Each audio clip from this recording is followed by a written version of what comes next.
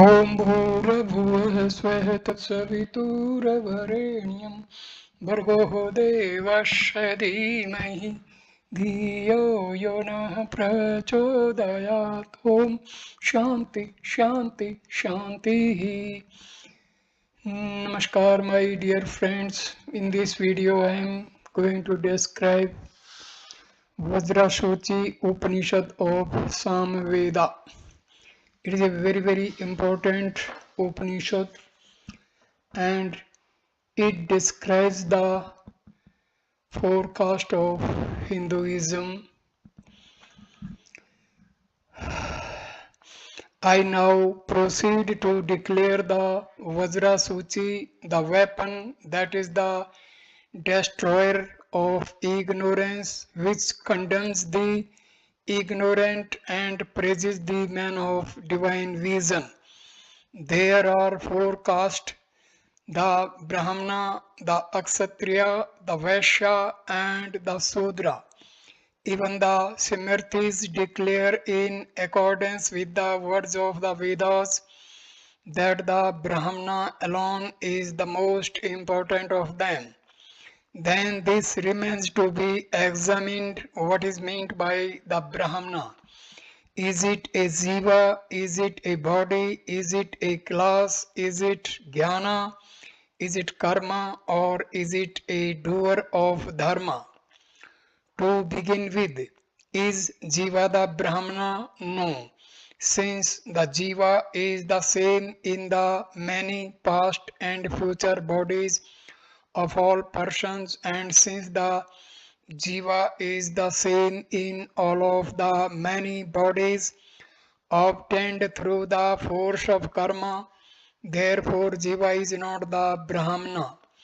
Then is the body the Brahmana? No, since the body as it is made up of five elements is the same for all people down to chandalas, etc. Since old age and death, dharma and adharma are found to be common to them all.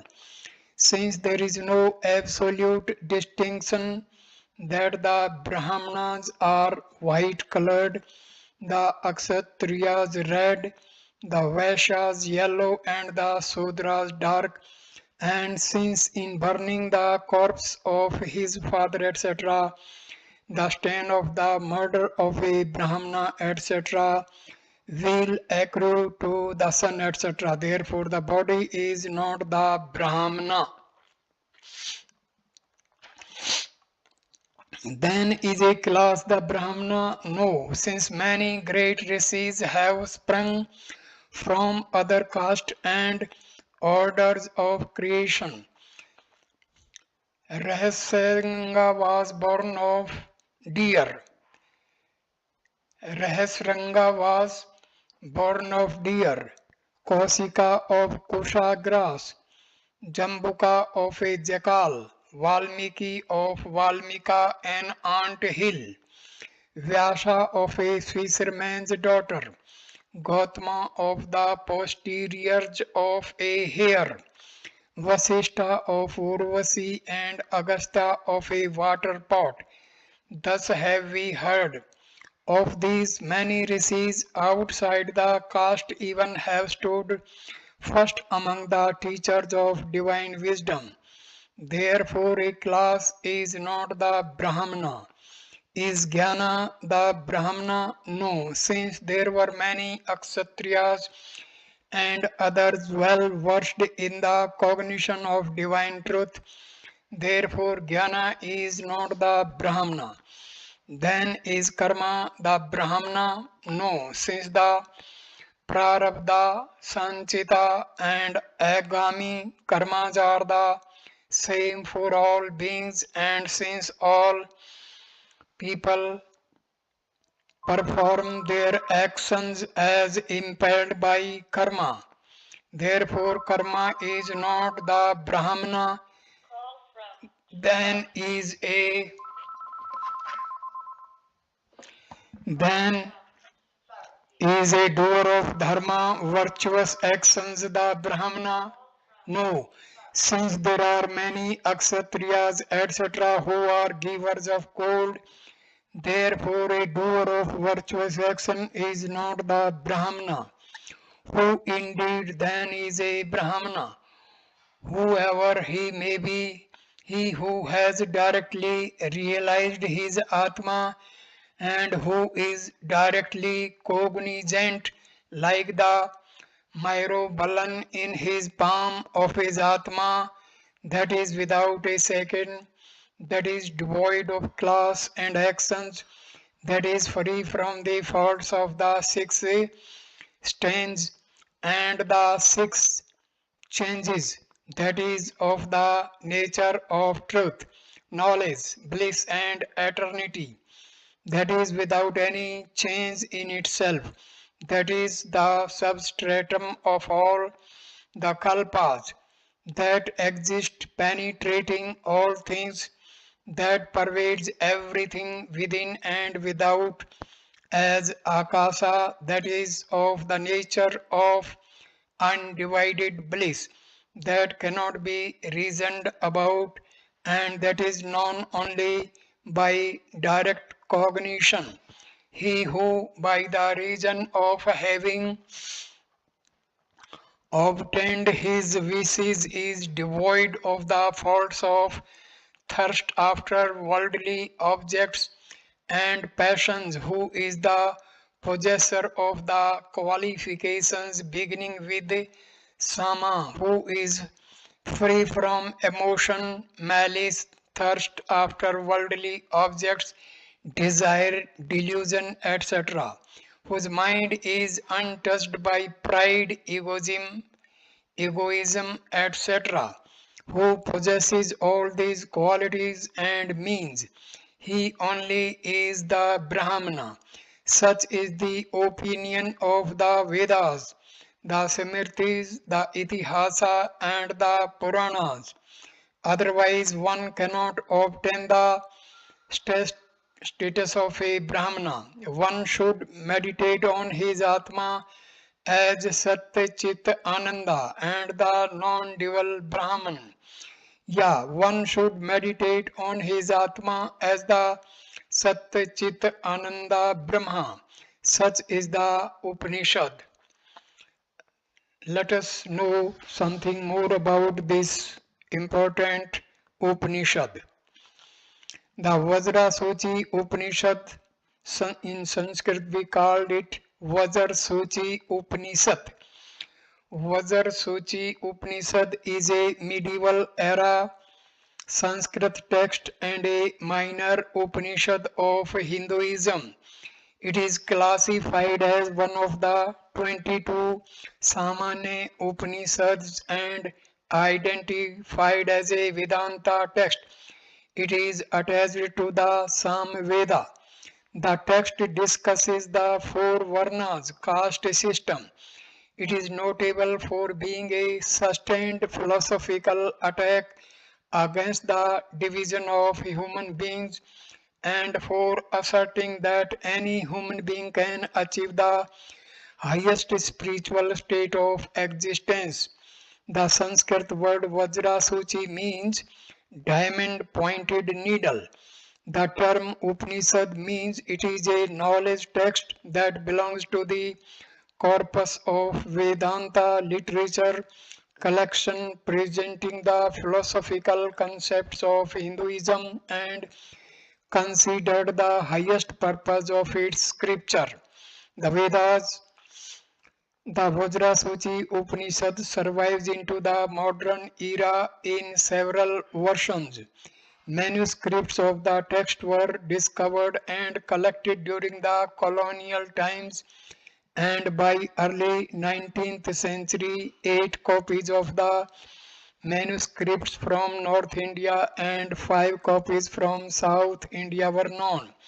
Most versions were in Sanskrit in Devanagari script and two in Telugu language in palm leaf manuscript form, with some in damaged condition. There are differences in the text between these manuscripts, but the focus and central message is the same. The date as well as the author of Vajrasuchi Upanishad is unclear. The Upanishad is attributed to Shankaracharya in the manuscripts discovered by early 1800s. Shankaracharya, also known as Adi Shankara, was an Advaita Vedanta scholar, but given the Indian tradition of dedicating and attributing text to revered historical scholars, there is uncertainty whether texts attributed to Adi Shankara were actually composed by him or in the 8th century he likely lived in. After the discovery of palm leaf manuscripts of the Vajrasuchi Upanishad manuscript, a Buddhist text attributed to 2nd century CE, Ashwaghosa, was published from Nepal in 1835 with the same title Vajrasuchi, which is similar in its message as the Vajrasuchi Upanishad. This added to the complications in dating and in determining the author of the text. However, the authenticity of the Buddhist text and whether its author was Ashwaghosa is considered seriously doubtful, according to many scholars, and most recently by Patrick Olivelle. Scudder states that the Vajrasuchi attributed to Ashwaghosa, though seemingly an independent work, in fact is nothing but a Buddhist commentary on or elaborating of the first part of Vajrasuchi Upanishad with many quotations from Shruti and Smriti. This text is also sometimes titled as Vajrasuchi Ka Upanishad, Vajrasuchi Upanishad, Vajrasuchi Upanishad, Vajrasuchi Upanishad, and Vajrasuchi Upanishad. In the Telugu language, anthology of 108 Upanishads of the Muktika canon narrated by Rama to Hanuman, it is listed at number 36. The text is structured as a single chapter in a prose form. It opens with verse number 1 asserting that it describes the Vajrasuchi doctrine which destroys ignorance, condemns those who are ignorant, and exalts those with the divine knowledge. The verse 2 of the text presents a series of questions, the possible answers and answers analyzed in verse 3 through 8. The verse 9 presents its view and then an epilogue concludes the Upanishad. Questions on the four Varnas. The text asserts in verse number 2 that there are four Varnas: the Brahmin, the Kshatriya, the Vaishya, and the Shudra. The Brahmin states the text is declared by Smriti to be chief. But what does this mean? Is this social division justified by Jiva, life, soul, Deha, body, Jati, birth, Jnana, knowledge, karma, deeds, dharmic virtues, or performer of rites? Answer: the Jiva does not make anyone a Brahmin, states the text, because with rebirth the Jiva migrates from one body to another. This Jiva remains the same individuality while the body changes. Thus it is not Jiva which can determine whether one is a Brahmin, asserts verse number 3. The Deha or body does not make anyone a Brahmana according to the text, because every human being's body is the same, constituted of the same five elements. Everyone ages, everyone dies. People from all classes show various combinations of dharma, virtue, and adharma, vice characteristics. All color complexions, similarly, asserts the text, are found is all caste and those who are outcast. The states verse number 4 of the Upanishad, it is not the body which can determine whether one is a Brahmin.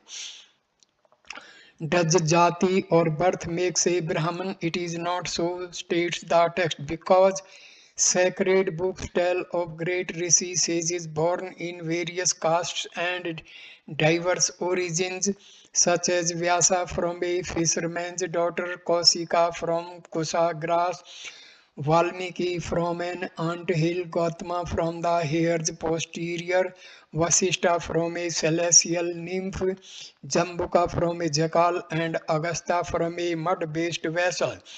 Regardless of their birth origins, they achieved greatness. Therefore, asserts verse 5 of the Upanishad, it is not the birth which can determine whether one is a Brahmana, Jnana or knowledge too does not make a Brahmana, asserts the text. It is not so because among Akshatriyas and others there are many who have seen the highest reality and truth, and therefore Brahmin knowledge is not what makes the Brahmana. Karma or deeds do not make a Brahmana. Continues there the text, because all living beings perform the same deeds. Past and future embodiments are common, and everyone is impelled by past. Thus asserts the text in verse 7, deeds do not make the Brahmana.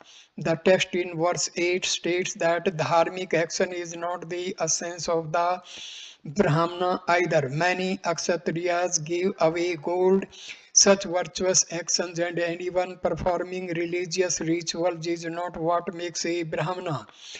Brahmana, the Vajrasuchi doctrine, who indeed then is the Brahmana, rhetorically repeats the verse 9 of the text.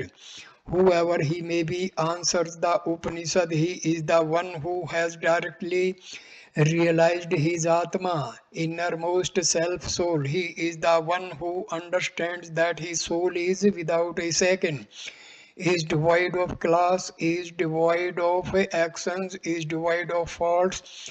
He knows that the Atma is truth, is knowledge, is bliss, and is eternity. He is the one who knows that the same soul in him is in everyone, is in all things, pervading within and without, something that can be felt but not reasoned.